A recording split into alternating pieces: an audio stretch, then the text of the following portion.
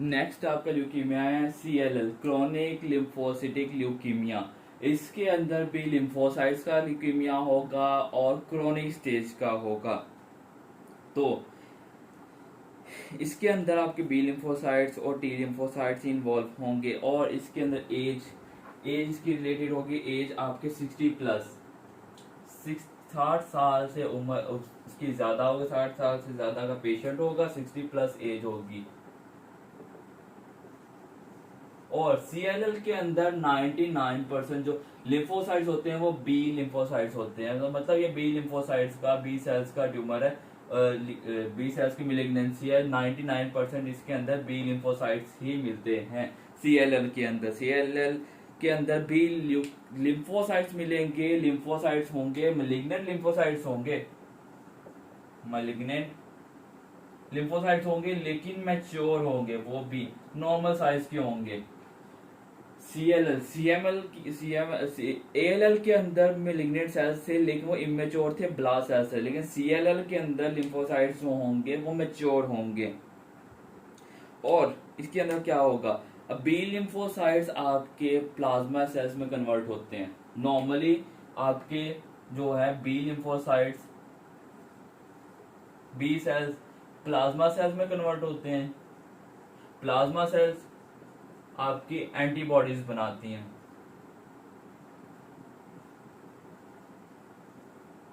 Antibodies बनाते हैं। लेकिन अगर बी लिम्फोसाइट्स ही नाकस हैं, खराब हैं, तो बी लिम्फोसाइट्स प्लाज्मा सेल्स में कन्वर्ट नहीं होंगे, प्लाज्मा सेल नहीं होंगे तो एंटीबॉडीज नहीं होंगी।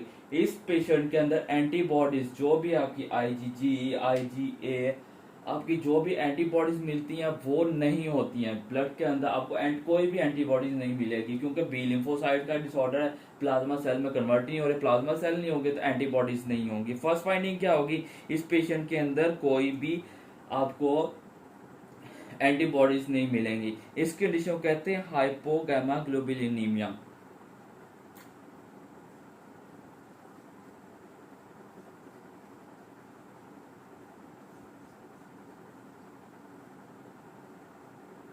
हाइपोगैमाग्लोबुलिनीमिया, इसके अंदर आपको बॉडी के पेशेंट की बॉडी के अंदर कोई भी एंटीबॉडीज नहीं मिलेंगी।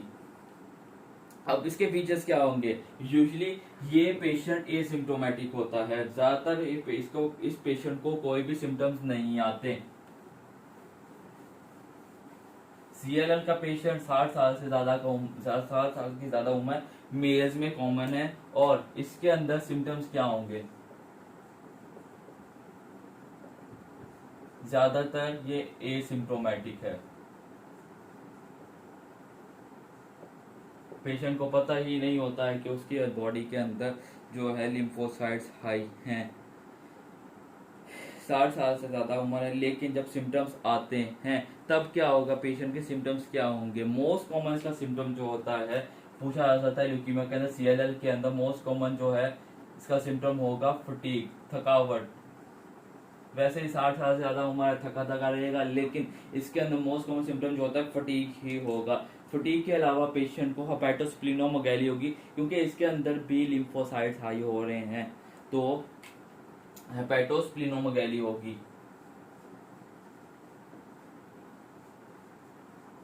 स्प्लीनोमेगैली, बट CML जैसे मैसिव स्प्लीनोमेगैली नहीं होगी। हेपेटोमेगैली CML में भी थी, हेपेटोमेगैली इसमें भी है, स्प्लीनोमेगैली इसमें भी है, लेकिन not as compare to CML, इतनी ज्यादा बड़ी नहीं होगी। उसके अलावा इसके अंदर भी लिम्फेडिनोपैथी हो सकती है, लाइक CML जैसे किया था। AML, लिम्फ एडिनोपैथी हो सकती है, पेशेंट को लिम्फेडिनोपैथी होगी। इस CML के अंदर एक पॉइंट है, अगर पेशेंट को, इस पेशेंट के अंदर हिमोलिटिक एनीमिया हो सकता है, ऑटो इम्यून हिमोलिटिक एनीमिया हो सकता है। आप याद कर लेंगे एनीमिया हो सकता है, लेकिन अगर पेशेंट के अंदर CLL के अंदर एनीमिया आया तो पेशेंट को लाजमी ट्रीट करना है, पेशेंट की कीमोथेरेपी मस्ट होगी, मस्ट डू कीमोथेरेपी। कीमोथेरेपी लाजमी करनी है। वैसे इस पेशेंट को सिम्टोमेट्रिक ट्रीटमेंट करेंगे, आपको ट्रीटमेंट की ही जरूरत नहीं पड़ेगी क्योंकि ज़्यादातर एसिम्टोमेटिक होता है। लेकिन अगर ऑटोइम्यून हेमोलिटिक एनीमिया है तो लाजमी इसके अंदर कीमोथेरेपी करेंगे। इसके अलावा इस पेशेंट के अंदर आपको एक फिनोमिना मिलता है, रिचर्ड फिनोमिना। जैसे कि मैंने आपको बताया था ल्यूकीमिया के बाद लिम्फोमा की वजह से ल्यूकीमिया हो सकता है, वो ALL था। अगर ल्यूकीमिया की वजह से लिम्फोमा होगा तो उसको कहेंगे Richard phenomena.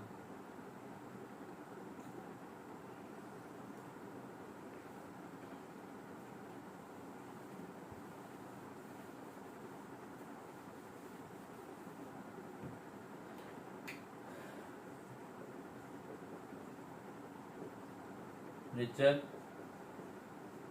Phenomena Richard phenomena का होगा ल्यूकीमिया की वजह से लिम्फोमा हो जाना, उसको कहेंगे रिचर्ड फिनोमिना। CLL के अंदर होता है रिचर्ड फिनोमिना। अब इसकी स्टेजेस होती हैं, जैसे हमने स्टेजेस की थी AML की, वैसे ही CLL की स्टेजेस हैं। इसकी 5 स्टेजेस होंगी, मतलब स्टेजेस की बेस के ऊपर इसकी सिम्टम्स होंगे, इसकी कंडीशन वर्स होगी। तो स्टेजेस, स्टेज 0,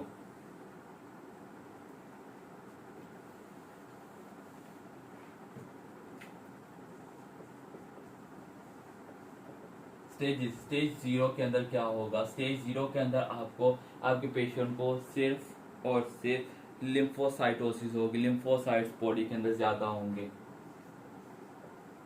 लिम्फोसाइटोसिस होगी बॉडी के अंदर, लिम्फोसाइट्स हाई होंगे। अब स्टेज 1 के अंदर क्या होगा? स्टेज 1 के अंदर होगा लिम्फेडिनोपैथी होगी,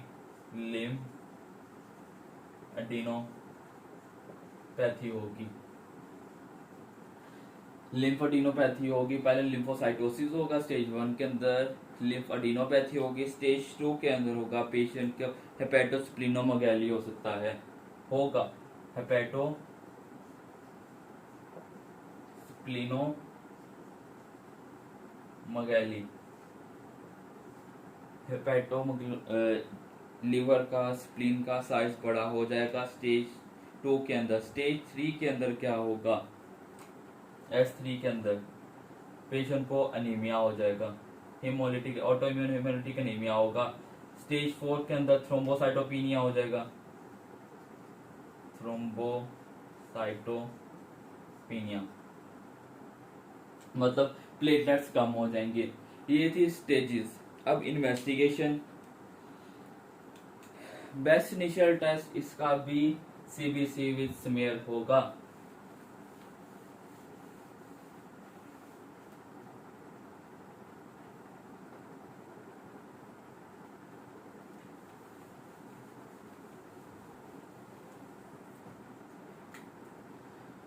तो इन्वेस्टिगेशन बेस्ट इनिशियल टेस्ट इसका होगा CBC प्लस स्मीयर। CBC के अंदर फाइंडिंग क्या होंगी?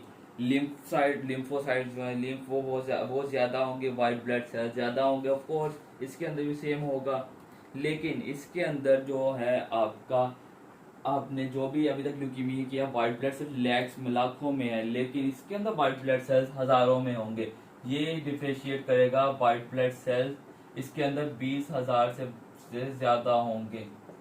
नॉर्मली 11,000 तक होते हैं, तो बहुत ज्यादा नहीं होंगे, लेकिन 11,000 से ज्यादा ही होंगे। ल्यूकीमिया ही होगा, 20,000 से ज्यादा होगा तो वो CLL है। 60 साल की उम्र ज्यादा होगी CLL के अंदर। और इसके अंदर 5,000 से ज्यादा तो आपको लिम्फोसाइट्स ही मिलेंगे।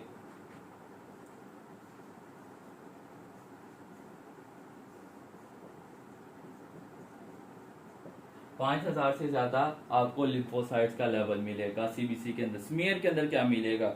स्मीयर के अंदर आपको स्मज सेल मिलेंगे, मज से स्मज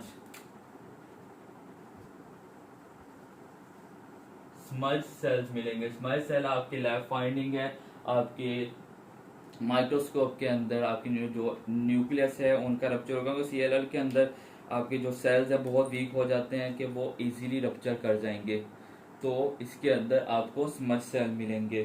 स्मज सेल नहीं भूलना, CLL के अंदर मिलेंगे smudge cell. Most accurate test इसका हो गया। मोस्ट एक्यूरेट टेस्ट इसका भी ब्लड सैंपल करेंगे, ब्लड सैंपल लेके उसकी फ्लो साइटोमेट्री कर लेंगे।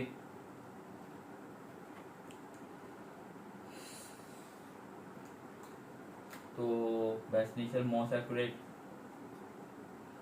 ब्लड सैंपल का आपने फ्लो साइटोमेट्री करना है, मेट्रिक। ये आपका मोस्ट एक्यूरेट टेस्ट था CLL का। अब ट्रीटमेंट, अगर तो पेशेंट एसिम्टोमेटिक है तो आपने कुछ नहीं करना। मतलब अगर पेशेंट एसिम्टोमेटिक है तो तू मैनू ना छेड़, असी तेनू नहीं छेड़ांगे, वो सीन होगा। अगर पेशेंट एसिम्टोमेटिक है तो कोई ट्रीटमेंट करने की जरूरत नहीं है।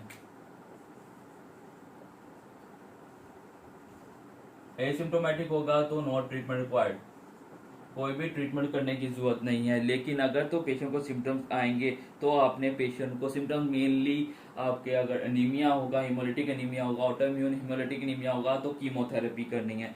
कीमोथेरेपी के अंदर ड्रग ऑफ चॉइस जो है आपकी फ्लोडाराबिन।